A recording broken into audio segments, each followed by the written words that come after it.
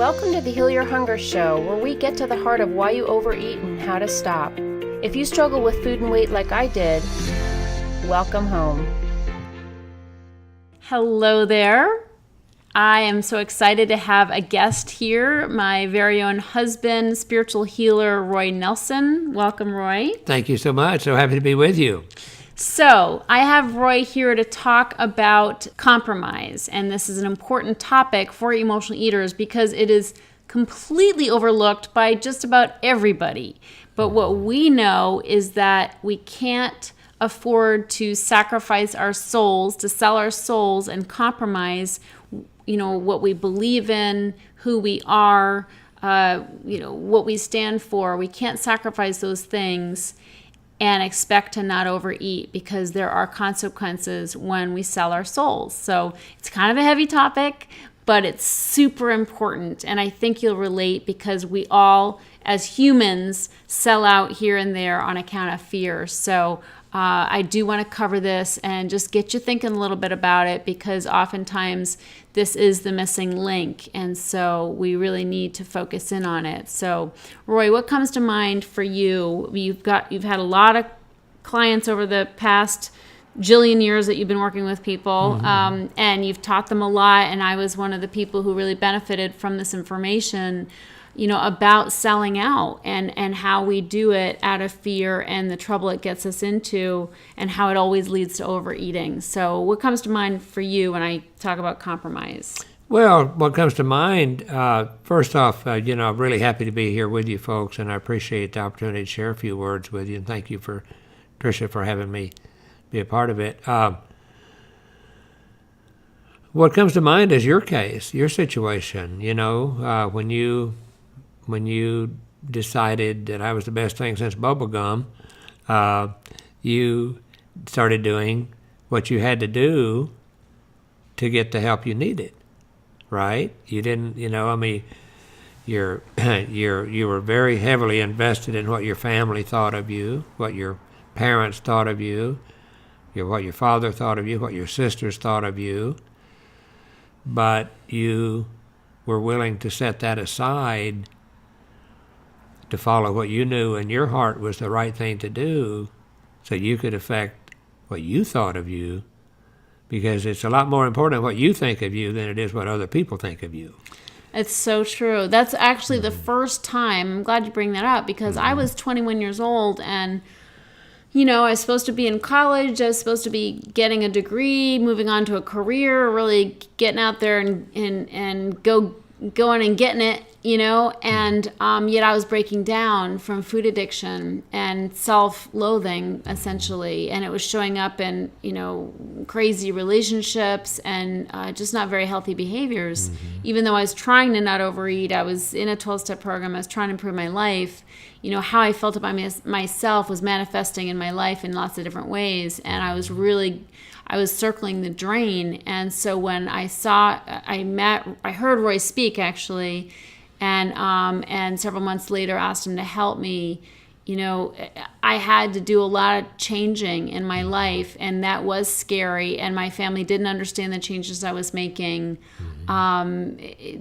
They didn't know how much I was hurting, and so that's one of the things that we have to do is we have to change in spite of what other people think or have to say about it. We have to follow our heart. And so that is really, it was the first time that I didn't follow the path I was supposed to be on. I didn't go back to school for a while. I had already taken a year off, but I was supposed to return, and I didn't return because I wanted to put my recovery first and really focus in on getting Roy's help. And really doing the deeper work and focusing on that. And so, it didn't look right from the outside. It didn't look like the path I should be on. But in my heart of hearts, it was exactly what I needed to be doing. And yet nobody on the outside was cheering me on and saying, go get him. It was like, what are you doing? What on earth are you doing? Yeah, what's got into you? Right. And so, but it was the first time that I said, you know what? They don't live in my skin. They don't have my thoughts. They don't know what it's like feeling this low. And I have an opportunity to get the help I need, and I'm going to go for it. And it was really an emboldening, experience for me. So that is a great example of, putting aside what other people think in favor of what's in my heart and what really I felt directed to do, the actions I felt directed to take. So it's a great example. Tricia is absolutely a product of her product. So if you take a look at Tricia and what she's doing, what she's accomplished, Tricia had a vision of doing this very type of work when she was 21 years old. She came to me. Her vision was to have a big house, someplace where people could come and get the help they needed. And nowadays, of course, we didn't have the internet. We didn't have any of this stuff, technology in those days. It was the ancient days of 1980s. But look at what she's doing. Yep. So that's great. But I'm a product of all you taught me. So thank you for that. So what are other ways that people compromise themselves? Well, usually jobs and relationships, right? It's just, it's usually money and finance and romance, if you will, okay? Because we, feeling bad about ourselves, we're desperately need. See, I always thought it was about getting people to love me. I didn't realize it was me who needed to love. So consequently, I was selling my soul for someone, hopefully somebody who would love me a little bit. And of course, making money was to finance all that. So, it's like I had to have what I had to have. And so obviously, and we all have to live and we all have to have to earn a living unless we're independently wealthy or whatever, and most of us aren't. But generally speaking, it's, we sell our souls to keep a job or to keep the other thing is important to understand. Oftentimes, it's what we perceive other people are thinking. Oftentimes they're not thinking that at all. But if we perceive they think we're slacking or they think we're this or they think we're that, then we have to do twice as much to try to prove to the world that we're not lazy or that we're not worthless or that we are worth what we're getting paid. And so people emotional eaters tend to be compulsive workers, overworking. So that's a big part of compromising. And then, of course, they hate themselves, but then they reward themselves, at the end of the day or whenever it is. With food. With food, of course. Never mind that they're actually building, they're constructing their own coffin, but they could perceive it as being rewarding themselves. Yeah. So the job and the relationship, this is so much of the time where we are selling out. And the bottom line is we do it because we're afraid. Like, we're afraid we're not going to get anything better or anyone better. So somebody comes along and treats us halfway nicely, that's the one for us, because we can't possibly do any better. And so, this is where our self-esteem or lack thereof comes into play, is that we're always thinking we have to hold on to and hoard what we have, because if we loosen our grip and let go, and surrender to God, we're never going to get anything better. And that goes for jobs as well. We'll stay in a job that we're unhappy in, or that is not the right fit for us, not the right job for our skill set, but we'll slog away, day in and day out, week in and week out, year in and year out, going to this job because we don't think we can do any better. We don't think we can get paid anymore, or even get a job, anywhere else. But all these things, whether it be a relationship or a job, we're afraid we won't be provided for. And that's really the bottom line, isn't it? Is a lack of faith that the universe will provide. Absolutely. That we won't, exactly, that we'll be left alone and afraid. It just comes down to I love the saying, don't tell God how big your problems are, tell your problems how big your God is. So it really comes down to having faith that when we feel prompted inside, when we're in spirit is always speaking to us. That's why 3-meal magic is so important, is it leaves space in between our meals to be able to hear spirit. If we're like grazing all day long, we can't hear a thing because we're really vegging out, we're numbed out. So having a little bit of hunger, having that space between our meals for real emotion and real communication with spirit, with our divine, that will reveal to us what we really need to be doing, where we need to be doing it, and what path we need to take. So tapping into the, our divine physician, our divine guide, if you will, and hearing what it is that we need to do will help us determine what needs to be done. And then the next step is to have faith that if we follow that still small voice, if we do what it directs us to do, that we will be okay, and that spirit will absolutely be there to provide for us and catch us when we feel like we're falling. And that's really the rub, is we just don't trust that. And so we hold back and we don't make the changes we need to make. And that's when we start to feel really bad about ourselves and really beat on ourselves for being a coward, for not having the courage. And then what do? We console ourselves with food, or we bury the awareness of what we're doing and how we're selling out. We bury it with food. Yeah, and there's other areas besides the work and the job. There's organizations, that, or, there's lots of different ways that we compromise ourselves and our values.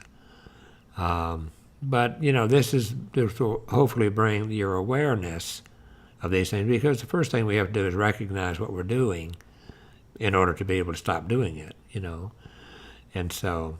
Yeah. And our motives for things can get us in trouble, too. Absolutely. Absolutely. And it's true. I wanted so much to be liked, and I thought I was bad, back to the untrue beliefs. When we believe things about ourselves that we're bad, we do things to prove that we're good. And I did this. I was doing all kinds of volunteer work. I was breaking my neck, volunteering in organizations, hoping to somehow garner a feeling that I'm actually good, because I didn't believe it fundamentally about myself. But there wasn't enough volunteering I could do that would heal that untrue belief. I had to really examine it and bring it to the light of God's grace in order to heal it. So the motives with which we do things can cause us to feel bad and feel like we're compromising ourselves. Everything I did in my other life was to affect what I thought people were thinking of me. Everything I do in this life is try to affect what I think of me. I had the impression that if I had enough people approving of me, that I would be fulfilled and be happy, be secure. And certainly it's nice to have other people's approval, but whose approval I really need is mine and God's, which is one and the same. Any other thoughts on this topic? Well, the nice thing is that we all have our own lives and our own classroom, if you will. My experience is this life is a classroom, and we all have our own curriculum, and we all have our own people and circumstances in our lives to negotiate with so that we can grow and develop and be free. And this is an amazing opportunity, a limitless opportunity. So I just encourage you to embrace it. Absolutely. And that's a great point. The places in which we are selling ourselves short, this is not time for us to feel bad about ourselves on account of it. It's time to see this as an opportunity for growth, an opportunity to step out on faith, an opportunity to make changes for our highest and best good, an opportunity to listen to that still small voice and take action. And when we do that, we feel so good about ourselves, and we just throw off more chains that keep us bound to food. So it's just like Roy said, it's a classroom, and this is our curriculum, and our curriculum is to really take the challenges that are presented to us and grab a hold of as much faith as we can with prayer and meditation and the support from the community. Let us support you in making these changes, and then go on and take actions. And it can start with very small steps, baby steps. But over time, you'll see that you're worth, putting your health and your well-being first. You're worth saying no to, situations that don't fit you or aren't right for you. You're worth putting aside what people think of you and starting to act based on how you want to feel and how you want to think of you. And that'll just snowball into one positive action after another for your highest and best good. It's important. Another thing, too, along these lines, there's a lot of things that'll make you feel good in the moment that'll cause you to feel bad about yourself down the road. And there's a lot of things that are tough in the moment but will cause you to feel good about yourself down the road. So that's what we need to start doing, is taking a look at, because it's if we keep doing what we've been doing, we're going to keep getting what we've been getting. And what we really have to do is check the pudding, because the proof is always in the pudding. I love that. Check the pudding. We've been eating the pudding, now we got to check the pudding. Great. Well, thank you, Roy. Thank you so much. Thanks for being here. I hope this has been helpful for you. Let us support you in making these important changes so you can feel good about yourself and no longer need to turn to food to bury the pain of compromise. It's really important for me to say this, friends. In and of myself, I do not have the power to do these things that we're talking about. So I need God's sweet, loving grace, the sweet spirit within, to give me the courage and the strength I need to be able to do what it guides me to do. Thank you. Beautiful. Thanks for being here, Roy. Thank you very much. Good to have you. I love you. Appreciate you. Roy is an amazing man. If you ever want to explore working with him in person, one-on-one, it's an amazing experience. It was life-transforming for me, and people come from all over the world to work with Roy for 28 days here in Los Angeles. So certainly you can check out his website at roynelsonhealing.com. And, it's a great thing that he does for people, and it removes all their obsessions and compulsions. So certainly explore that if that sounds like something you'd like to do. But thanks for being here. Thank you very much. I'd love to hear from you. Thank you. Thank you all. Appreciate you. If you enjoyed this show and want to get free support, insider health info, exclusive invites to events, and more, visit healyourhunger.com.